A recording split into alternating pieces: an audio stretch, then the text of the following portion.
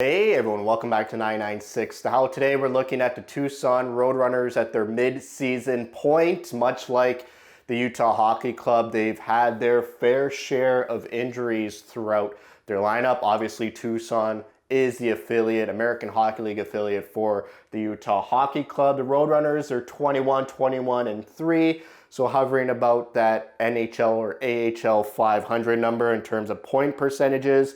They're currently 8th place in their division. Luckily, the top 7 in the Pacific Division make the playoffs, so they're only a couple points out of it. I expect them to make the playoffs. Last year, they finished 2nd place in their division, so a huge step back for the Tucson Roadrunners. They're currently on a 7-game road trip, and they got 27 games remaining. And their last 10 games are 2-6-2, and since the last video I made, their quarter season report, they're 11-13-3. They also hit a bit of a rut when Josh Stone was recalled by Utah. At that point, they went on a 1-7-1 stretch of hockey. So some pretty underwhelming and disappointing stats for the Tucson Roadrunners. Their goals for per game, perfect at 3. It could be a little bit higher, but for me, as long as it's 3 and over, you can't get upset at that. However, the goals against per game almost at 3.5, but they're at 3.25. That needs to come way down below 3 if you want to be a competitive team. Power play, they dropped 5 percentage points since their quarter season report. It was at about 23.5. Now it's at 18.5%, but their PK is doing pretty good as well. It's above that 80% mark at 81.90. They're also 5th in the league in penalty minutes. The Tucson Roadrunners love to fight, love to gobble up penalty minutes. They're a hard-hitting, hard-working team. I think they're missing a lot of skill in the lineup, especially moving on from Gunther and Doan. Doan pretty much now solidified his spot with Utah. The year before that, they had a lot of AHL veterans in John Sebastian Dia, Laurent Dauphin, and Michael Carconi. Before that, they had Hayden and Michelli, and the list goes on and on. Before that, you probably had Dylan Strome, Lawson Krause, and some other highly touted prospects. But now, currently, there's no first-round pick on the Tucson Roadrunners except for Maverick Lamoureux, who has come back from injury a couple weeks ago, suffered with Utah. Now he's back to playing games with the Roadrunners. Looking at the goalies, Villalta and Stauber. Villalta having a pretty poor season in terms of win-loss. Last year he had 31 wins. He was brought to the All-Star game. This year he's sitting at 10 wins with only 27 games remaining. So he's definitely not going to sniff that 31 wins number. 10-16-3. Goalie, the save percentage is all right at .903. The goals against average could be better at .302. It could be below 3. And Stauber, surprisingly, the same goalie stats as Villalta, but a much better win-loss ratio with 8 wins and 5 regulation losses. Speaking of All-Star, Cameron Hebig was the All-Star representative for Tucson. The All-Star game for the American Hockey League was a week ago, maybe 2 weeks ago now. And some other roster important stuff. Kellerman is no longer with the Utah-Tucson organization. He went through waivers to terminate his contract. He was a forward. Coyotes fans might remember him. He was called up a couple times to be that energy bunny on the 4th line. Not really consistent, and he's back in Czechia, along with Patrick Kosh, who was a big defenseman, sometimes called up, but he is still under contract with Utah, but he's playing in Czechia. Let me get to the list of players.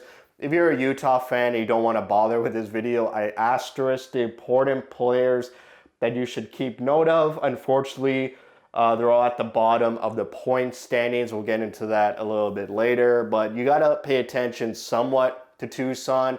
That's where your prospects are going to start. It's rare that players jump from their junior leagues to the NHL. I mean, the only one really was Logan Cooley. Even Gunther had to start in the American Hockey League. So moving forward, you might see a Ginla start with Tucson, Cole Baudouin, maybe Simishev and Boot coming from the KHL. Maybe they start with the Roadrunners next season as well. But Yamamoto leads the way.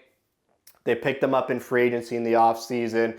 He played a couple games to start with Utah, but since then he's been sent down to Tucson, and he's doing a really good job. He's a point per game and leading the way offensively for the Tucson Roadrunners.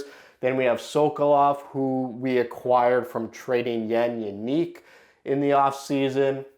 He's second place with 32 points in 45 games played. Like I said, all-star Cameron Hebig. He's third on the team in points with 31 and 40, and then it starts to drop off a lot. They've played 45 games, the Tucson Roadrunners have. So when you see numbers well below 45 games played, that's why the reason for that is because of injury. So you start to see Agazino, an American Hockey League veteran, but he's injured. He could put up a lot of points in the AHL. He's got 25 points in 31 games played. So again, they're missing a highly productive offensive player with Agazino's injury. Poganski, the captain, 24 points in 44 games played. And Josh Stone, who's been called up by Utah for about, a month and a half now. He's still pretty high up there in the points totals for the team. 21 points in 26 games played. Doan was sent down during the Four Nations break. He didn't play that first game, but he played last night against Henderson Silver Knights. I know he played. I'm just wondering if it was Henderson. I'm pretty sure it was. So yeah, he was on the score sheet, so he's playing while, Utah's on break, on vacation. Doan is still playing hockey down with the Roadrunners and developing and working on his skills, most likely. Then you have Ben McCartney, a late round pick in about 2020. So he's been with the organization for almost 5 years now. He's got 16 points in 38 games played. And then Sammy Walker, recently acquired from the Minnesota Wild. The Utah Hockey Club acquired him for future consideration. So basically for free. And an important note, he had 4 points in his debut with the Roadrunners, 2 goals, 2 assists. So great stuff by Bill Armstrong, John Ferguson Jr., who's a GM for the Roadrunners, acquiring a player for free to help out the Roadrunners with some offense in the forward department. And then we got the prospects for Utah: Atu Ratu, Sam Lipkin, Julian Lutz, Mikko Matika. A lot of underwhelming, disappointing stats for our prospects. Ratu has played, I know it looks like Ratti, but it's pronounced Ratu. Only 16 points in 43 games played. He's supposed to be a highly skilled winger, sort of like Michelli, but he's got 6 points in his last 26 games played. Sam Lipkin, who was a point per game player in 2 years in college, 12 points in 39 games played. In his last 27 games, he only has 5 points. Julian Lutz, injured, obviously missing 25 games, hasn't scored a goal in 20 games and only 4 points in 20 games. And Matika, injured as well, only 28 games played. He has 2 points in 28 games played. So Matika's a 3rd round pick. Julian Lutz is a 2nd round pick. They got some high draft pedigree, so I expected a lot more out of them. It's their first year playing in the American Hockey League. The American Hockey League, it's a tough league. It's more gritty, more physical. You're playing a lot of games compared to the NCAA college or, German leagues like Lutz. You're playing about 72 games played in a season. You're playing back-to-backs literally all the time. It seems like the most games for the American Hockey League schedule are Friday and Saturday nights. And then sometimes there's an odd weekday game. So a lot of back-to-backs, a lot of games. It's a heavy schedule. You got to restart your whole routine because you're playing so much hockey in such a physically demanding league, which maybe has led to these injuries by these young players who are just starting their American Hockey League career. So I expect, pretty much all of these guys to stay with the Roadrunners for sure 2 more seasons, and then we'll start to see who starts to climb up and develop and progress in a way where they might be recalled by Utah. Then we go to defenseman. Russo leads the way, 20 points in 45 games played. Artem Duda, highly touted defensive prospect. The fact that he's playing 43 games out of 45. He's healthy. He's looking good. So that's a good number for games played. He's got 17 points in 43 games played. Zuber's missed 7 games, but he's steady 5 goals in 38 games for like a stay-at-home, big-body defenseman. That's good stuff by Maximilian Zuber. Connaughton is injured as well, missing 15 games. And Lamoureux, again, coming back from injury.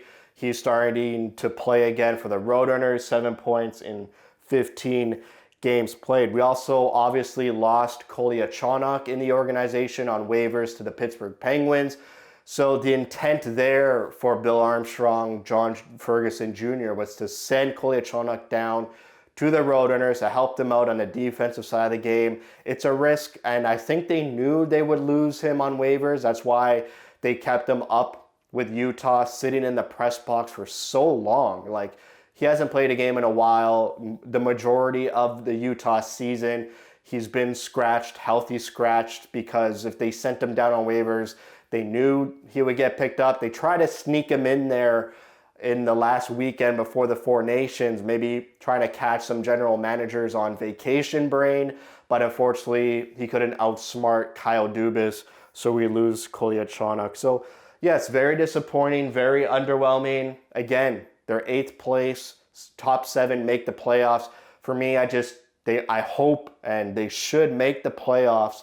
And then from there, maybe they just galvanize, they get healthy, and they perform better in the playoffs than they're currently performing in the regular season. So that's it for me. Thanks for watching. If you like what you see, spread the word.